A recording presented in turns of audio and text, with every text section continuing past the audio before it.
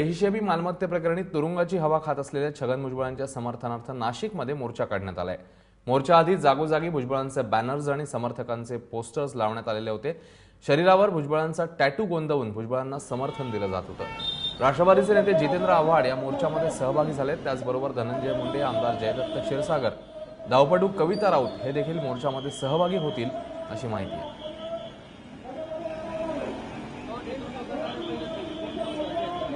आणि मोर्चाचे ताजे अपडेट्स घेण्यासाठी आपले प्रतिनिधी सागर वैद्य थेट नाशिकहून आपल्या सोबत आहेत, त्यांच्याकडे जाऊया। सागर, आत्ता नेमका हा मोर्चा कुठे पोहोचलेला आहे, कोण कोण मोर्चामध्ये सहभागी झालाय?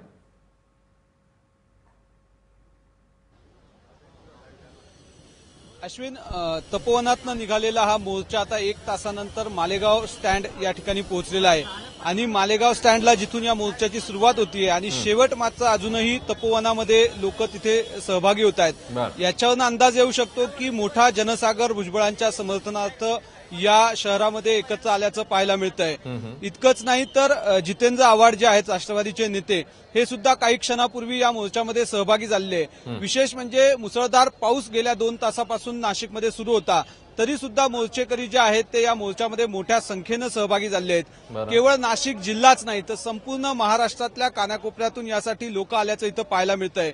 अगदी मराठवाडा याच्यामध्ये सर्वाधिक आघाडीवर आहे।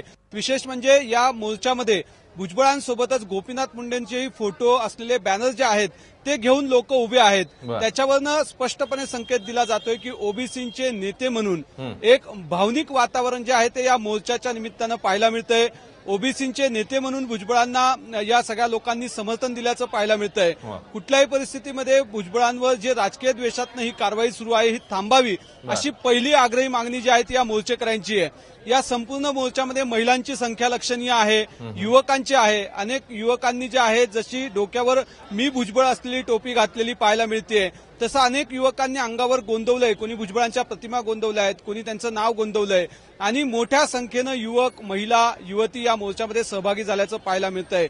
विशेष म्हणजे या सगळ्या याच्यामध्ये धनंजय मुंडे, जितेंद्र आव्हाड ही सगळी लोक सुद्धा आता या मोर्चामध्ये सहभागी होत आहेत आणि त्याच्यामुळे हा मोर्चा जो आहे हा खऱ्या अर्थानं कारागृहात असलेल्या भुजबळांसाठी एक फार मोठी गुड न्यूज ठरू शकतो। कारण गेल्या अनेक महिन्यांमध्ये भुजबळांच्या समर्थनामध्ये फार मोठी कमी असल्याचं पाहायला मिळालं होतं। अनेक समर्थक त्यांच्याकडे पाठ दाखवून निघून गेले होते, अगदी पक्ष सुद्धा त्यांच्या पाठीशी नाही अशा पद्धतीचं वातावरण पाहायला मिळत होतं। परंतु आजच्या या मोर्चामुळे भुजबळांना मानणारा एक फार मोठा वर्ग आणि विशेषतः ओबीसी राजकारणाला मानणारा एक मोठा वर्ग महाराष्ट्रात आहे, जो या ठिकाणी आल्याचं पाहिलं जात आहे।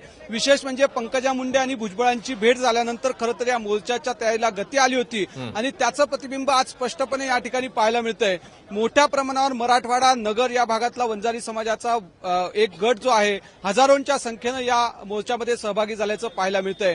त्याच्यामुळे निश्चितच गेल्या काही दिवसांमध्ये ज्या पद्धतीचे मराठा समाजाचे मोर्चे निघत होते, त्याच्यानंतर ओबीसी समाजाचा मोर्चा म्हणून ज्याचा प्रचार आणि प्रसार केला गेला, त्या मोर्चाला मोठा जनसागर इथे जमा झाल्याचं पाहायला मिळतंय। अश्विन, सागर, अगदी थोडक्यात सांगशील, मोर्चाची सांगता होताना कोणता नेता या मोर्चाला संबोधित करणार आहे का, त्या संदर्भात काही कळलंय का?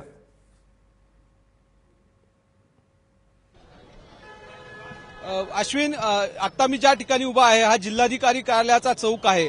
थोड्याच वेळामध्ये मोर्चा जो आहे तो काही मिनिटांमध्ये या ठिकाणी येईल, परंतु तत्पूर्वीच या ठिकाणी मोठ्या प्रमाणावर गर्दी गोळा व्हायला सुरुवात झाली आहे। मोर्चा या रस्त्यांवर बसू शकत नाही, त्याच्यामुळे त्याला सुसूत्रता सभा म्हणून येणार नाही, परंतु एक छोटेखानी सभा इथं होण्याची शक्यता वर्तवली जाते। काही मुली आणि काही नेते जाऊन जे आहेत ते जिल्हाधिकाऱ्यांना या संदर्भातलं निवेदन देणार आहे आणि त्यानंतर हा मोर्चा जो आहे तो इथे विसर्जित केला जाईल असं सांगितलं जात आहे। परंतु सध्या तरी लक्ष जे आहे ते भाषणबाजी आणि नेतेगिरी करण्यापेक्षा हा मूक मोर्चा आहे, हा केवळ भुजबळांच्या समर्थनार्थ आहे आणि त्याच्यामुळे केवळ निवेदन देऊन मूकपणे निषेध व्यक्त करताना नागरिक आणि मोर्चेकरी पाहायला मिळत आहेत। अश्विन, सागर, या मोर्चा संदर्भातली ताजी स्थिती तुझ्याकडनं जाणून घेतच राहू। तुर्तास धन्यवाद या सगळ्या सविस्तर माहितीबद्दल।